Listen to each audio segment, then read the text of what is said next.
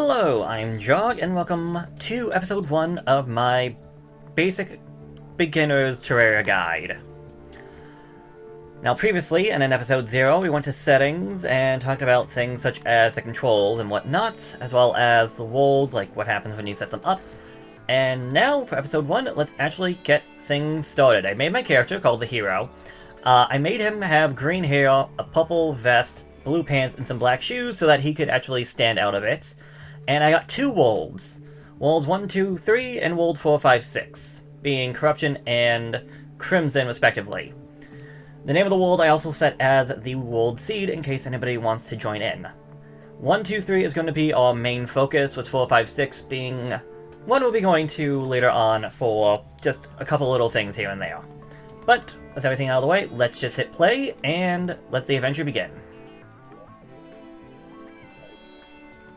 Alright, first things first, we just get into the game, and, well, let's pause the game real quick. Now, one thing I want to say that I should have said before, I have on me an item that you don't normally have. If we go over to the left, I have this item right here, a gold watch. You do not start with this item on you. I, however, wanted it on me to start off just to show some things off. But okay, so while I'm over here, I was going to talk about other things, but while we're over here, we got this. All of this right here is our inventory. So everything that we will collect and try to use will be in this inventory. What we start off with are these 3 items up here. That being a copper short sword, a copper pickaxe, and a copper axe. These are all not great items to have, but I mean, we need them to start off. The basic... well, not basic. The copper short sword is our first actual weapon of sorts. The pickaxe is our way of digging up blocks, and the copper axe is our way of chopping down trees. Speaking of trees, we can actually see that we're in a little bit of a forested area. Looks mostly like a plains, but yeah, so we have some trees that we can cut down, as well as somebody else over here on my playthrough. His name is Kevin. Kevin is a guide. And we'll be going to him in just a minute, because I also want to point out that over here on the bottom right is the settings if we need to change anything. If we need to zoom in or deal with any like UI scalings or anything like that, as well as anything like the basic settings. Go back a little bit. Above the settings we got all of this. So the right hand most side of all this is equipment. So helmets, chest plates, greaves/pants, and accessories. The middle one are, let's say, your fashion. You can put items on here for fashion, but we will deal with that later on. This last one, as the game actually tells us, is called dye. We'll deal with dye much later on if ever needed. Now up here, we can have loadouts. So we can have 3 different loadouts so that we can have characters for different situations. That won't come into play until we actually have enough items and equipment to actually have multiple layouts. So we won't deal with that until, again, much later. Okay, we got up here equipment. If we click on that, we can see a few things. Pet, a light pet, a minecart, a mount, and a grappling hook. This is, again, things that will be talked about later, but something to keep in mind for later on. We got housing, which, again, we don't need right now, and camera mode, which I don't think I need to talk about the camera. Up here is our mini-map. I can't do anything with it while the game is currently paused, because I have the auto-pause setting on, but we can essentially change it up. We can zoom in on the mini-map, zoom out, refresh it. We can also change what it looks like, have it not there at all, have the thing actually show up in the overworld. Although we lost it. If I hit tab, it'll come back. We go to this one, it becomes the background, which is a little bit difficult to go for. I'm going to keep it as this one. But again, if I hit tab, we can change it to off, the mini-map, and the background. Alright, so let's go over to this guy and see what Kevin has to say. They say you're the person who will tell you how to survive in the slant. Oh wait, that's me. So, whenever we right-click on an NPC, we can get them to talk, and in this case, he has a couple of things up on top. The help command, the close command, crafting, and happiness. However, talking to the NPC did not pause the game. So something to keep in mind. I'm here to give you advice on what to do next. It is recommended that you talk to me anytime you get stuck. That's great and all, but right now we are currently under attack. Green slimes are falling from the sky. Well, not from the sky, but coming straight at us. Best weapon right now is the short sword. However, things such as the pickaxe and the axe can also be used. I have to give you advice on what to do next. To recommend, yes. So, if we hit the help command, he'll give us some new advice. You can use your pickaxe to dig through dirt, and your axe to chop down trees. Just place your cursor over the tile and click.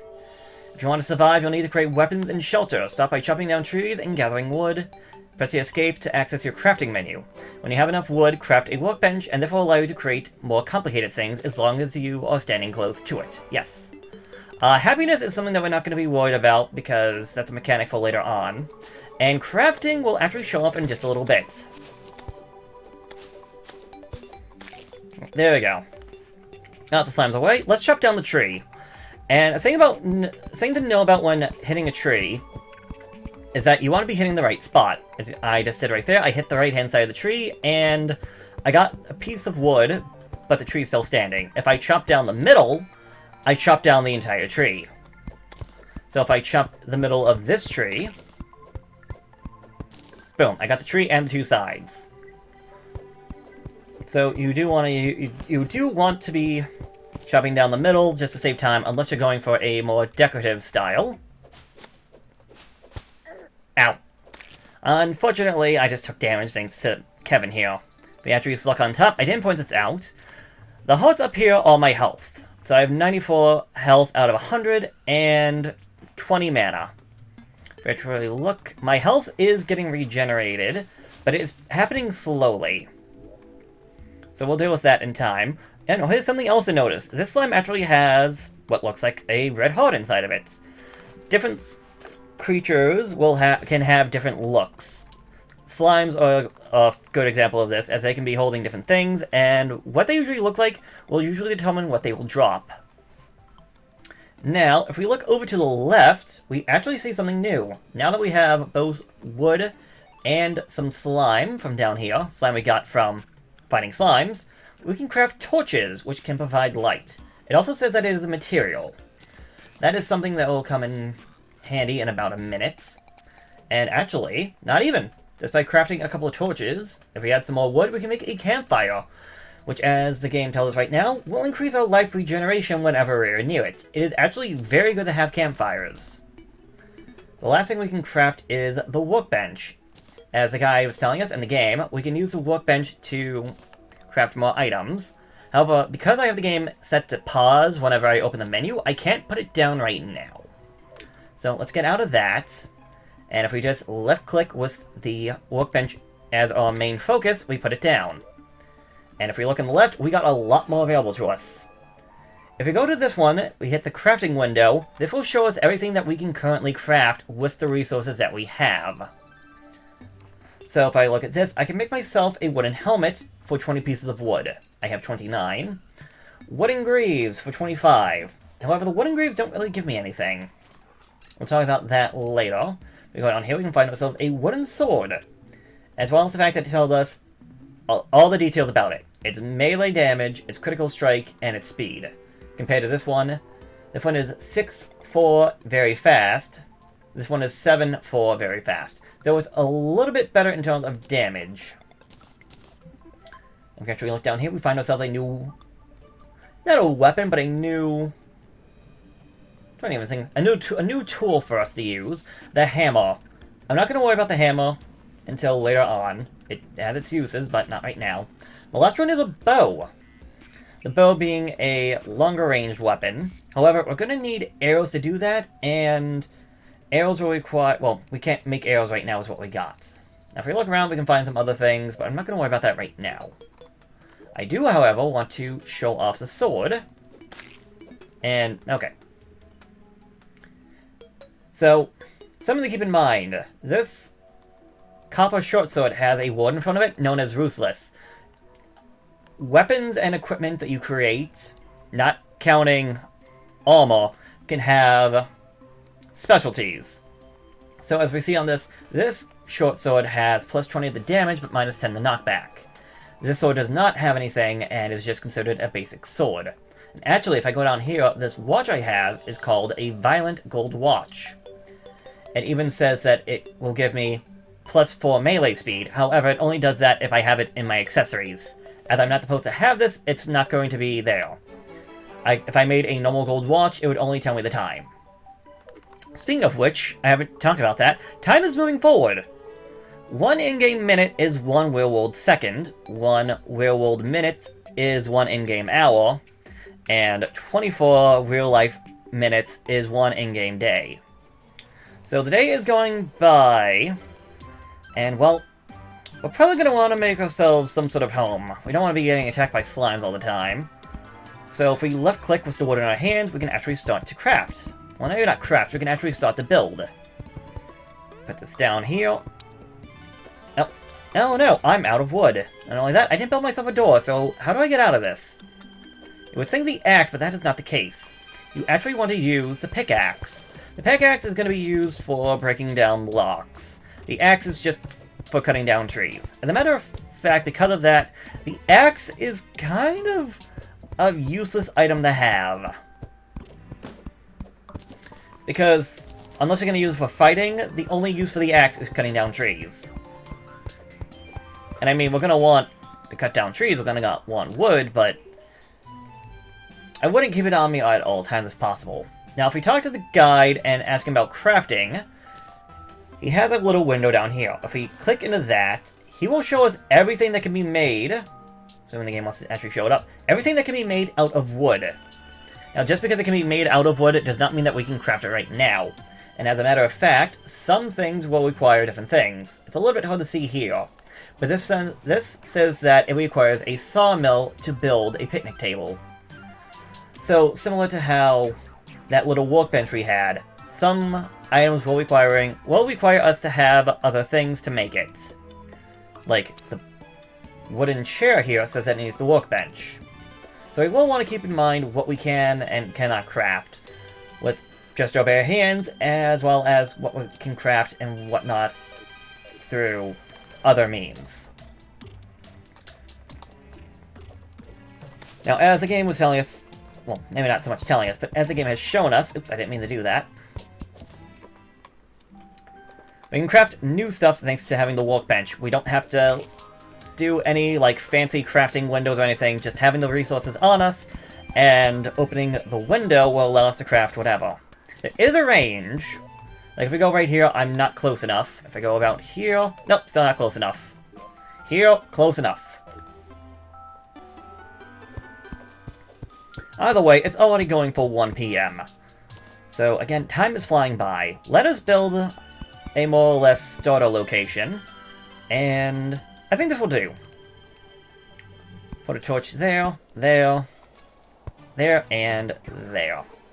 Interesting little detail is that we can actually, if you have the background enabled, we can see little things happening in the background. Like here we can see what looks like slime carried by balloons. As a matter of fact, we actually saw one of those little guys here earlier. Okay, but if we're going to build ourselves a house, we're going to need a couple of doors. A chair might be nice to sit in. And I think we should also pick up this table. Oh, sorry, workbench.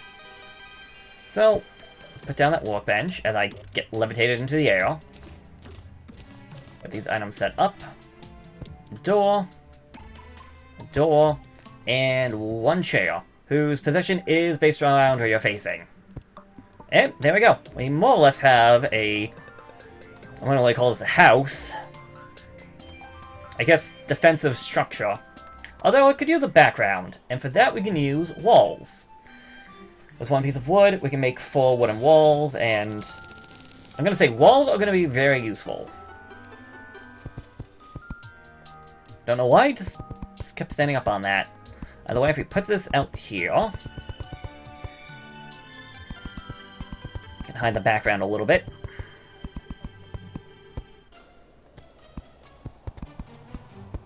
There we go. Now this place looks a little more homely.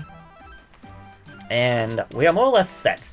Now, the reason you want that to put down walls is so that nothing can spawn in here. No enemy NPCs, such as the slimes, are going to be able to get into this room now that there is A, light, and B, a back wall.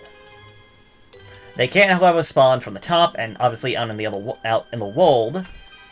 However, this little pod is safe. However, it is actually not where our spawning location is. If we actually go to the map, if I hit M, we can actually see where we spawn. It's over here, right by this tree. So, should we, say, die or close the game and come back, we will not be in the safety of our house.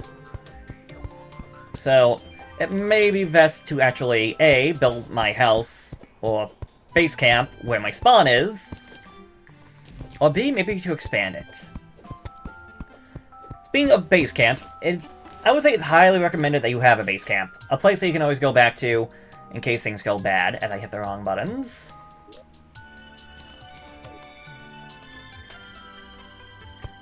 Reason being is that, well, again, you're always going to want some place you can return to. And actually, I might be making a little bit of a mistake by doing this. Matter of fact, let me show something off as we go over this way, and I get hit by a slime. Let me walk a fair bit out.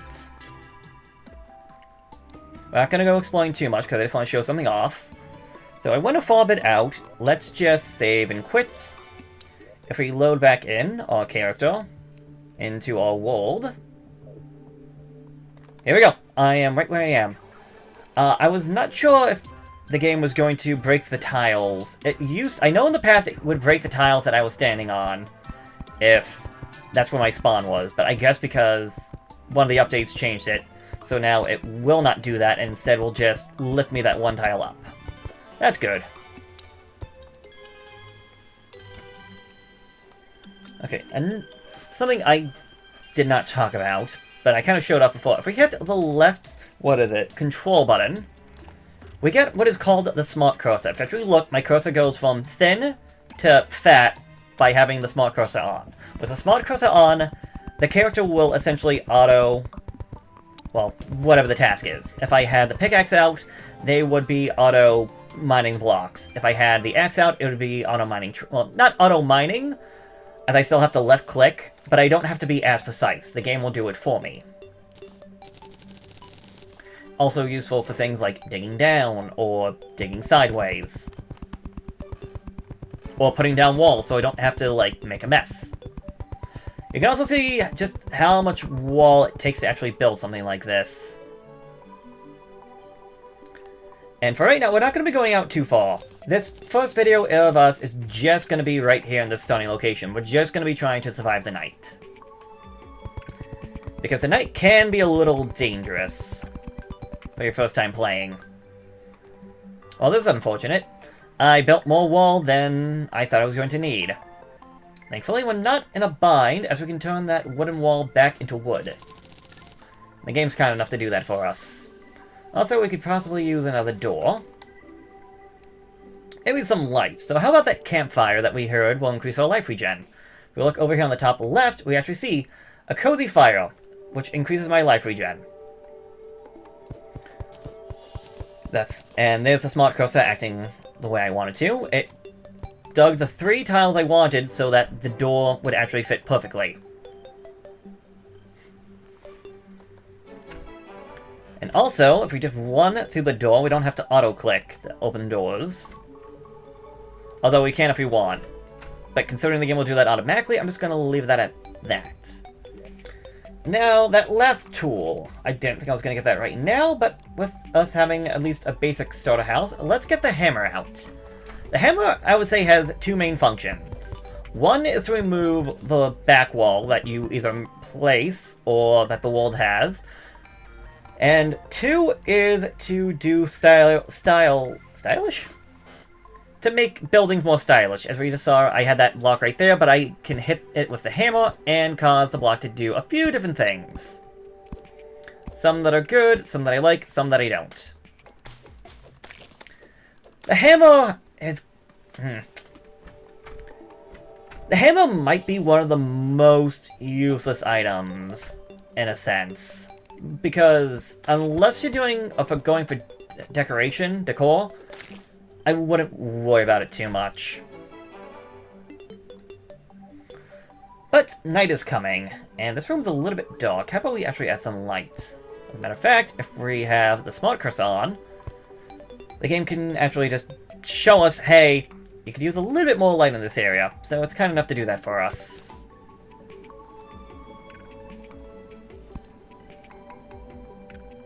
And one there for good luck.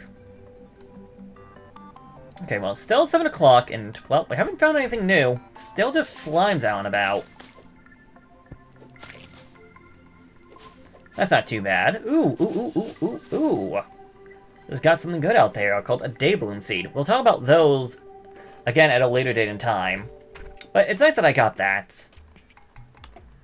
Okay, so we got a basic house. We got things going. Now, if we go into the pause menu, go to housing, we actually see that Kevin the Guide has taken this room to be his. We go to housing quarry. This housing is already occupied. What does that mean? Well, if we click on this, this house is missing a table and chair. We can make rooms that NPCs can actually live in. So right now, Kevin the Guide is going to be living in this room.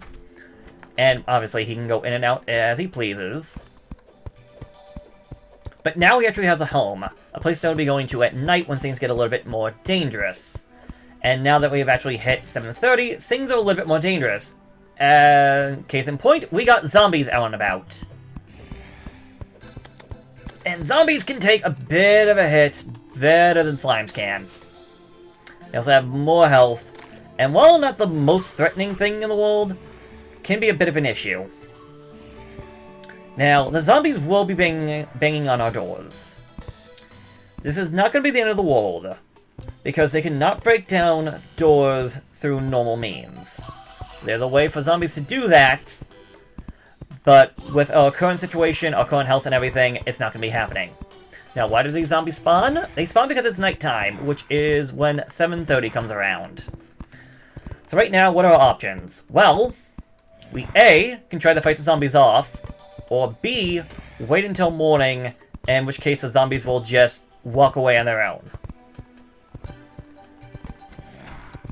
Kevin, what do you have to say? We should be indoors at night. It's very dangerous to be wandering around in the dark. Underground are crystal hearts which can be used to increase your max life. You can smash them with a pickaxe. You got the 5 fallen stores, you can buy them great. Yep. Again, the guide, very helpful, especially for your first time. Oh no, we got something else out here. First we had zombies, and now we got this thing that apparently doesn't want to tell me his name. I'm just gonna call it a flying eyeball. Why don't we try something risky? Let's open up the door, because our guide friend here can actually help us fight if he doesn't try to actually flee, that is. Let's say, he has a bow and arrow, so he can actually fight from range, as I attack with my sword. And there we go. So that one zombie actually gave us some slime for his death, because he was a special one. These eyeballs, on the other hand, can drop us lenses. Lenses are going to be useful for something later on. I'm going to be saying that a lot, especially in the early parts of the game. Because a lot of those things that we can get are not going to be useful to us right now, but can be useful much later on. So why are we even fighting these guys, to be honest? Well, for the most part, it was just, well, one, it's a game, so why not? Two is that they can drop items. Now, we've already seen that these demon eyes can actually drop us lenses. We're going to want lenses for later on. And these zombies can drop us all sorts of different things, based around what they... pretty much based on what they look like. For example, there's a zombie that looks like his ribcage is being ripped out. He will drop us arrows. If we find a zombie that looks like he's being covered in slime, he'll drop us slime. And, well, right now, we're taking care of these zombies pretty easily with just this wooden sword. Classic mode is, in all honesty, kind of easy. There we go, we just got some wooden arrows. If we build ourselves a bow, we can now actually fire that bow now that we have some arrows. Like, okay, so back to what I was saying before. Classic mode is... Classic Terraria is a very simple game. Like, right now, I would not be doing this if I was on, say, Expert or Master Mode. If that was the case, I would definitely be hiding indoors, because the situation I'm in right now would not be ideal. Oh, there we go. Some more some more arrows for us to actually have. So now that we actually got some arrows, and before I get hit by you, I want to pause. I want to go down here, because while we've been doing fine, we've also been taking some hits. So let's make some wooden armor. So 20 wood for the helmet, 30 for the breastplate, and 25 for the wooden greaves. Unfortunately, I used up too much wood. I don't have enough for a bow just yet. Also, we can make goggles using 2 lenses. I'm going to say no to that. But if we look at our defense is now 3. The helmet gave us 1, the breastplate gave us 1, but the pants gave us nothing. Well, if we hover over this, we get a set bonus for having all 3 pieces made out of the same equipment. So the wooden helmet, breastplate, and greaves gives us a +1 bonus to defense. Not every armor set will give you a bonus, and those that do won't always be in terms of defense. However, it is not a bad idea to go for an armor set, especially if you can do it. Unless a benefit of having a separate piece outweighs any bonus that you can get from having something else. Let me rephrase that. I would go for the armor set bonus unless A, the bonus doesn't help you out in any way, or B, you maybe have a new armor piece, like just 1 piece, that gives you better defense than what you have if you did not if you had the other thing equipped.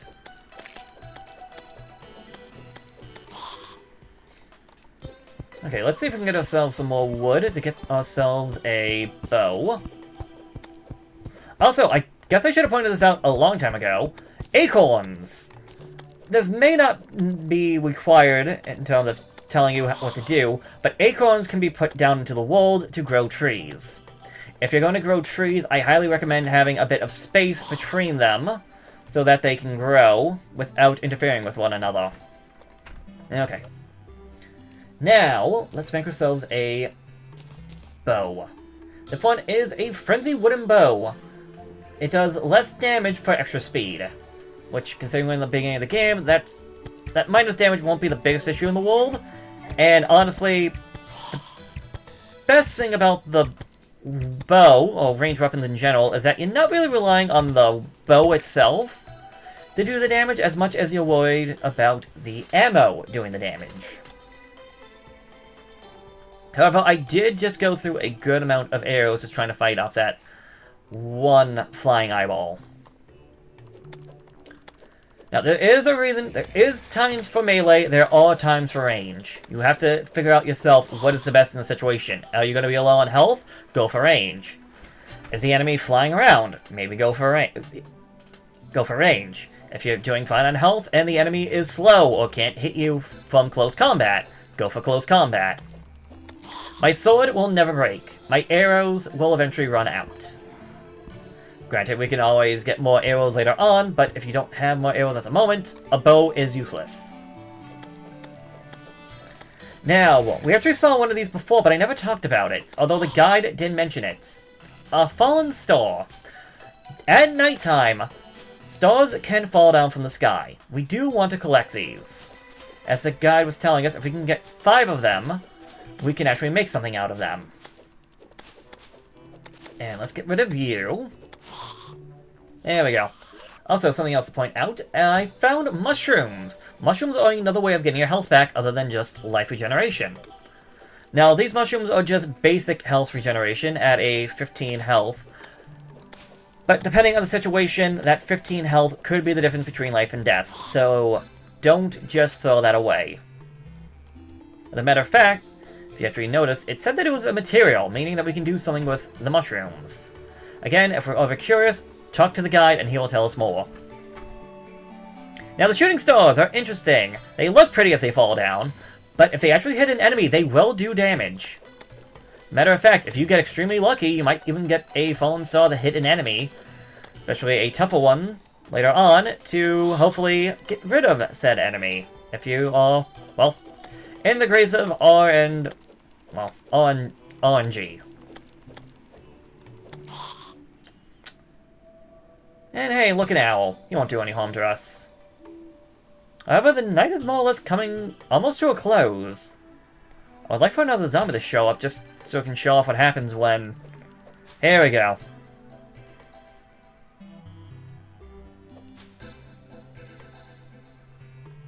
So, keep an eye on the clock for when this guy actually turns around. For when he turns around is when the nighttime is going to be considered over with. And while I have to fight to get back to my own house, because Kevin won't help me out. There we go. Made some good profit tonight. 28 silver coins and 59 copper. Money, like something else I should have mentioned before. Work in the system that 100 copper coins will give you 1 silver coin, 100 silver can give you 1 gold, and 100 gold can give you 1 platinum. Money we don't have any use right now as, well, the guy doesn't take money. We're getting money from fighting enemies, so... yeah, we have no use for money at the moment, but it will be useful later on. You know, this guy's just being annoying. Also, keep an ear out for shooting stars, because I think I just heard one. Okay, hopefully those guys don't go away.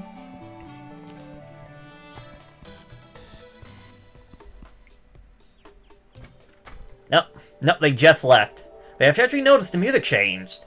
At 4:30 a.m., the nighttime is considered over with. Any zombies or nighttime enemies that are out and about will go away. And, well, thus will begin a brand new day. And with that, we actually have survived our first night. Actually, if we go in this, I actually have 5 fallen stars, which can get me a mana crystal. Mana crystals, as the game tells us, will permanently increase our maximum mana by 20. We start off as 20, we can get another 20 by using mana crystals. We can get up to a max of 200. So, we would need 19 mana crystals to get our mana to the max. However, what happens if we didn't pick up a shooting star in time? Well, if we put it on that one, and I hit Q, it turns to confetti, and it is permanently lost. So any shooting stars that fall down at night and are not collected, just poof into existence like that. So now they are gone. But not to worry, more shooting stars will always happen at night. And with us actually surviving the first night, I think this is the perfect place to call it quits for today. When we come back next time, we'll actually be exploring the world, as if we actually go to the map, which I might have to hit the right key, we have explored next to nothing of. There is so much to the left and right of this world that we have not explored, so that will be what we do, be it tomorrow, or tomorrow in-game, but I don't know when in terms of videos. Until then, thank you so much for watching. If you have any questions or comments, please feel free to ask, and hopefully I will see you in the next episode. Have a good one.